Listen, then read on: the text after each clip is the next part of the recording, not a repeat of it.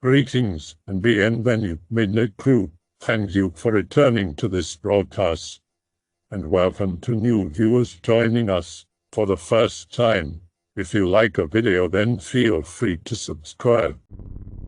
Stood about 30 feet from what people refer to as a Wendigo, thought I was going to die. I can post a story if interested, but I've tried before and the thread was washed out by role-playing friends. I'm calling BS. That thing woulda ripped you apart if you were feet from it. Maybe, maybe not. All depends on whether or not Anon is a Templar of K. Not a Templar from K, but I'm almost certain I came across it after it had killed 2 German shepherds. Which might have been what saved me. When I first saw it, I thought it was a big white dog. It was crawling on all fours. It never stood up, never vocalized, just watched me. It only moved when I moved, but it was more of a maneuver, like it was trying to get a good look. It was incredibly fast though. Yeah, I can do that. I don't think I'm going to Greentext though, so sorry if it's a little long. From about the age of 16 to the age of 21, 24 now, I used to go on walks late at night. My sleep schedule was fucked after school ended, and so I spend most of my time awake during the late night, early morning hours. But living in a more suburban area, it was never really an issue. That isn't to say I live in a nice area, just that it's not really as crime-ridden as it could be. But I digress. I had worked out a pretty solid schedule for these walks, leaving at anywhere between 10 to 12 at night and coming back either when I had had enough serenity for the night or my legs began to ache. Generally, though, each walk would last 3 to 5 hours, during which I would travel out of my neighborhood into the neighboring areas. Another thing to note is that my neighborhood, for whatever reason, only has a handful of streetlights, usually at the small stop sign intersections. Because of this, I became very comfortable with being in the dark and developed a love for the moon. I always made it a point to leave a little earlier during full moons to enjoy the peace, silence, and the glow that pure moonlight casts over everything. So anyway, onto this particular night. It was fall, I remember, because the air had just begun to carry a chill and a really specific sort of smell that seems so come with the changing of the seasons. I left a little later than normal that night, having been distracted by gaming. I do distinctly recall staring up at the moon and being overcome by a strange feeling. I don't really know how to describe it, only that it felt different. Even now though, I think it was the schedule being off kilter that particular night that caused the feeling, because that's just what makes the most sense. Anyway, I took my normal path, heading down a few streets of little note and making my way toward a favorite stretch of road. It's one of those that have no streetlights to speak of, and the houses along the sides are bigger, the type with the big yards pushing the buildings 100 or so feet out from the roadside. I remember seeing the road and staring into the darkness, accustomed to the sight even with the moon as bright as it was. It always gets brighter inside. It's just a trick of the shadows, since there are some spots on the road that are covered pretty heavily with trees, and I was almost overcome with a very specific feeling, one that I hadn't felt in several years of taking these walks: dread. To be completely honest, I was surprised at myself and irritated, and it was that irritation that made me continue walking. I ended up quietly humming to myself as I entered the darkness, Layla by Derek and the Dominoes, if you're curious, and had made it about 100 yards down the road when I heard a loud scuffling down the driveway to my left, about 10 yards away from me. I moved into a heavily shaded area and watched, noting that whatever was moving down the gravel driveway was big and sounded like a dog. Much to my surprise, it seemed to be a huge, white dog. At least, until my eyes focused on it.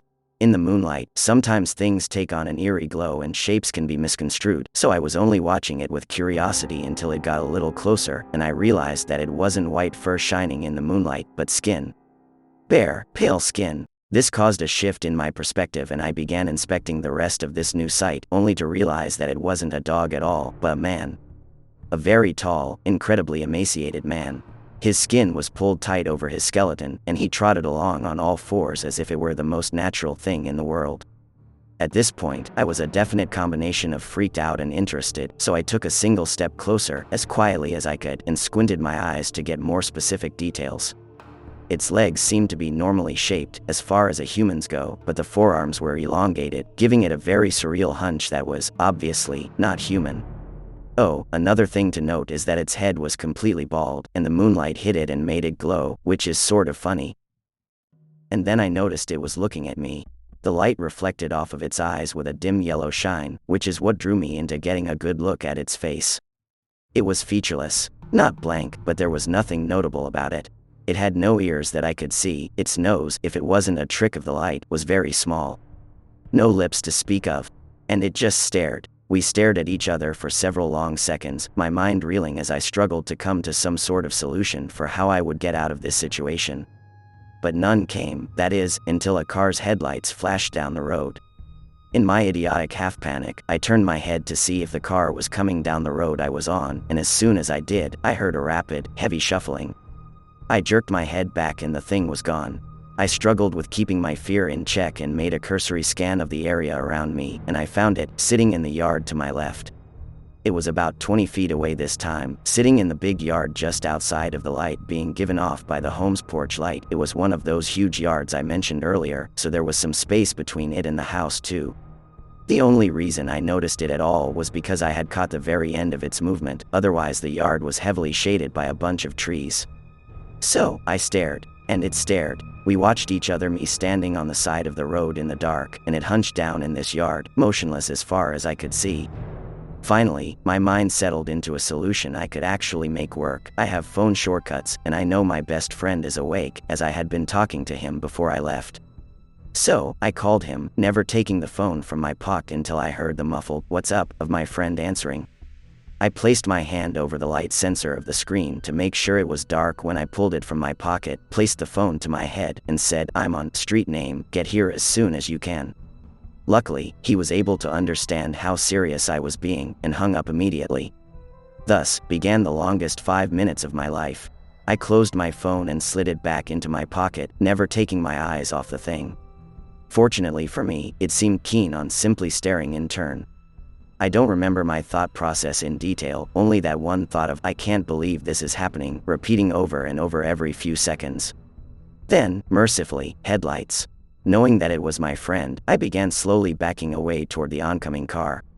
The creature, apparently realizing that the vehicle was heading in our direction, turned and bolted away, slamming into the fence between the yard it was in and the driveway it had come from, scaling the fence and disappearing.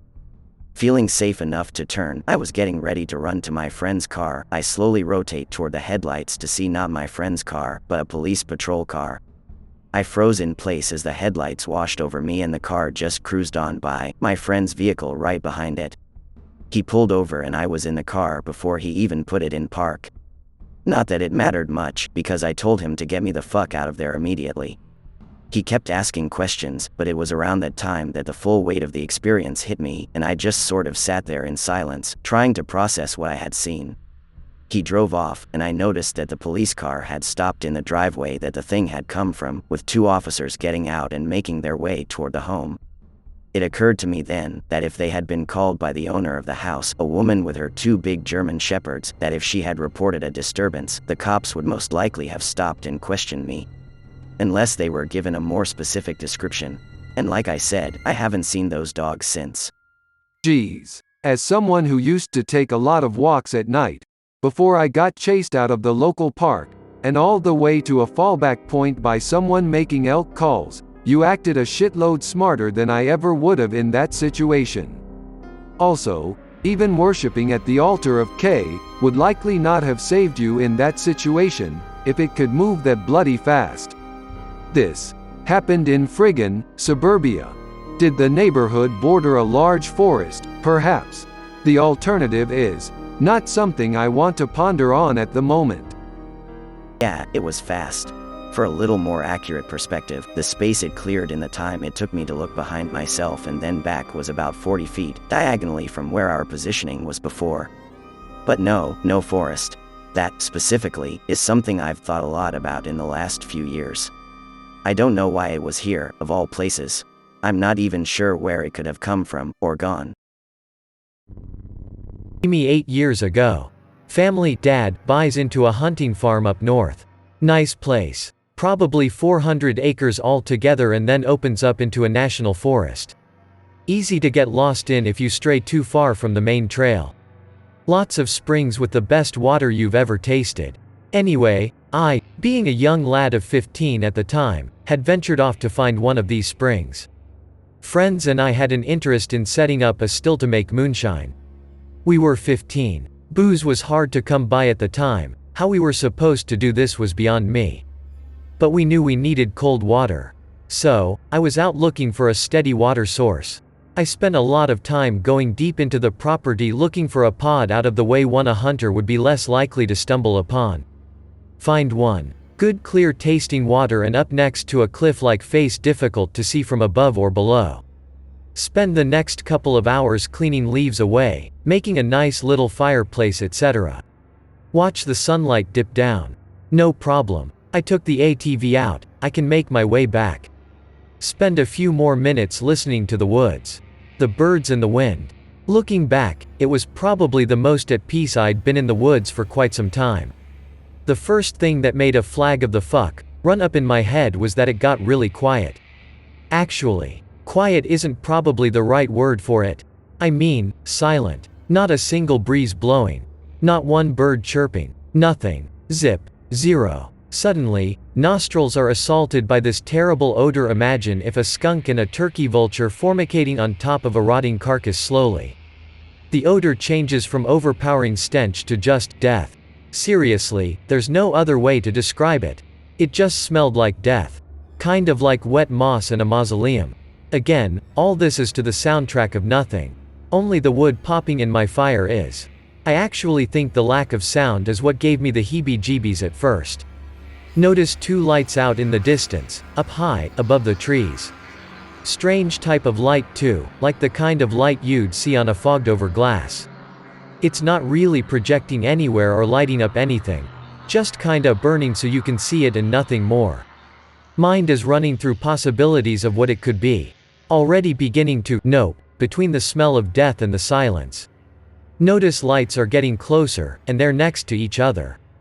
Notice that they're only 20 or so feet above the trees. I'm already with my back fiat against the cliff face at this point. I've already decided that whatever this thing is, I don't want anything to do with it.